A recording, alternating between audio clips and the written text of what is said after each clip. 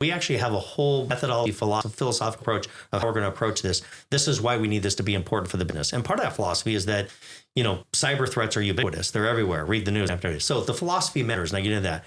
The way that it works, though, is you've got the efficacy of IT processes.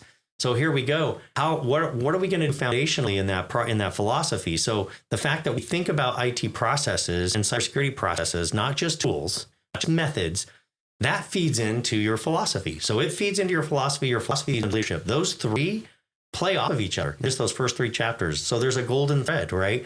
The leadership wants to know that you know what you're doing. Let's put it in practical terms. And then you've got a method is how you're going to do, why we're going to budget this thing. And what's protecting the business, what's the ROI, right? Does the business going to ask, right? How are we going to get a return on investment on this? Well, you have a philosophy that's going to be able to show that. You're going to be able to demonstrate. Yeah, our philosophy is that breach happening all the time. And if we don't have this, we could lose millions of dollars, 4% of business, right? It's all part of our philosophy. And then we also believe that following best practices and proven frameworks is part of our philosophy. That's really important. And so part of that philosophy is that we believe in the foundational IT processes.